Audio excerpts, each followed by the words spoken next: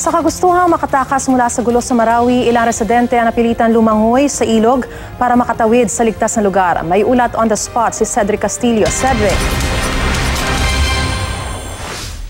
Yes, Maris, 11 mga residente ang napilitan nga na lumangoy o languyin ang Agus River kahapon na matapos daw sila makahanap ng opening o yung pagkakataon na makatakas matapos yung aerial bombardment bandang alas 6:30 kahapon. Pawang mga adults, so nasa wastong edad na itong grupo ng tumawid ng ilog na kinabibilangan ng mag-asawang Maranao at 9 na mga Kristiyanong nagtatrabaho raw sa kanilang tindahan.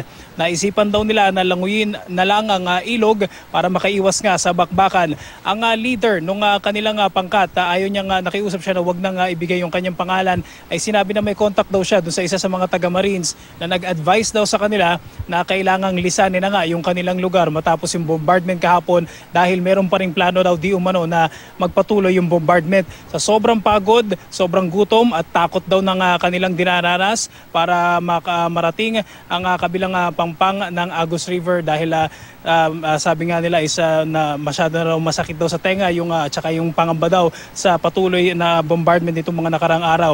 Inabot daw ng mga 30 minuto at sa tansya nila ay 500 meters yung kanilang nilangoy na bahagi ng Agus River at ilan sa kanila ay nakausap natin kanina at narito ang ilang bahagi ng mga pahayag na yan. Yung buwan lang po ang maliwanag doon. Okay, so yung puno yung naging marker nyo? Basta yung puno lang kasi yung sabi niya straighten lang namin yung daanan papunta doon sa lugar nila. Kaya in-straight namin, tinawid yun.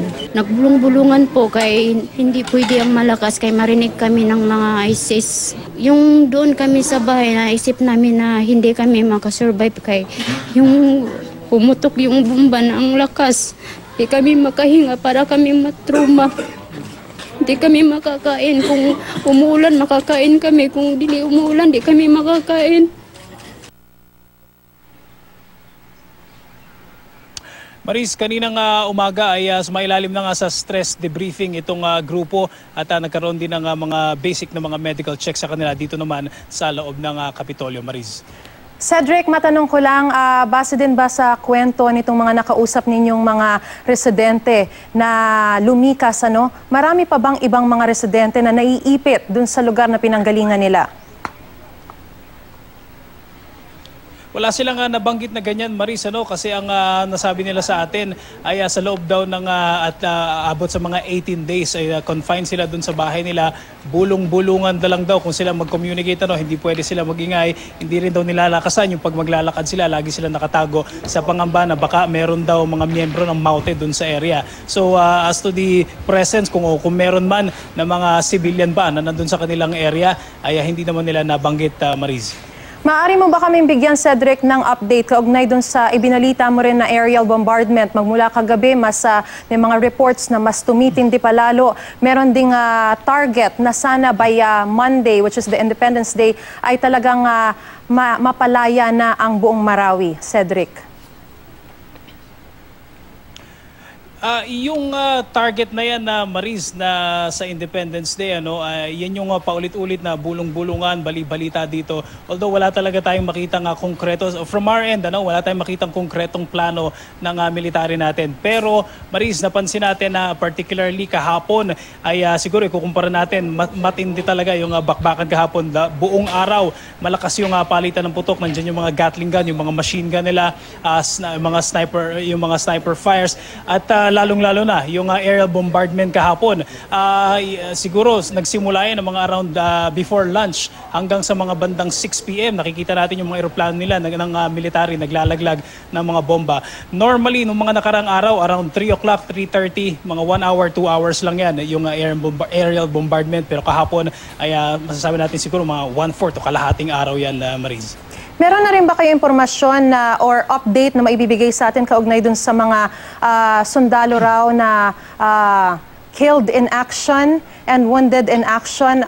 Cedric, naaresto na kasi ang tatay at nanay nitong mga Maute brothers and yet parang ang dami pa rin casualty sa bahagi ng mga sundalo, Cedric. Meron ba kayong update na maaaring maibigay sa amin tungkol dyan? Yes, Maris, bago tayo sumalang o sumahim papawid, pumapasok pa rin yung mga figures o yung mga impormasyon mula sa iba't ibang mga sources, galing din sa mga kasamahan nating mga reporters na nag-cover dito. Pero sa ngayon ay ang mai-report natin ngayon is yung impormasyon na nakuha natin kahapon pa mula doon sa isang source natin sa Task Force Marawi na kahapon ay meron silang naitala na 5 killed in action na mga miyembro ng tropa. Karamihan sa grupong yan o dun sa mga na-report na yan na KIA ay galing naman doon sa mga elite forces na mismong aktual na nandoon sa loob ng battleground, Maris. Isa na lang, Cedric, itatanong ko lang din kung ano ba ang implication nitong pagkakaaresto nitong ina ng Maute Brothers na siya ring financier ng naturang grupo. Nauna na ibalita yung pagkakaaresto nga ng ama, gaya ng binanggit ko kanina, at nakuha mula sa kanyang tahanan ang sangkatutak, more or less 70+ million pesos worth ng mga cash and check. And now the financier herself has been arrested. Ano bang magiging implication nito sa strength ng Maute Group, Cedric? Maris, hindi natin na masabi sa ngayon kung implikasyon or impact or consequence ng pagkakahuli ng patriarch tsaka ng matriarch ng Maute. Itong kahapon na matindi talagang bombardment tsaka mga ground assault, dahil wala pa tayong nakukuhang ganyang kumpirmasyon o pahayag mula sa military sources. Pero naalala ko, Maris, nung a few days ago, nung na-interview ang Westmincom chief na si General Galvez tungkol dun sa posibleng impact naman dun sa pagkakahuli dun sa ama ng mga Maute, yan yung something na ayon muna nila daw bigyan ng pahayag at hindi rin nila masagot kung yan ba ay merong magiging impact, Maris. Maraming salamat. Mag-iingat kayo dyan sa Marawi. Cedric Castillo.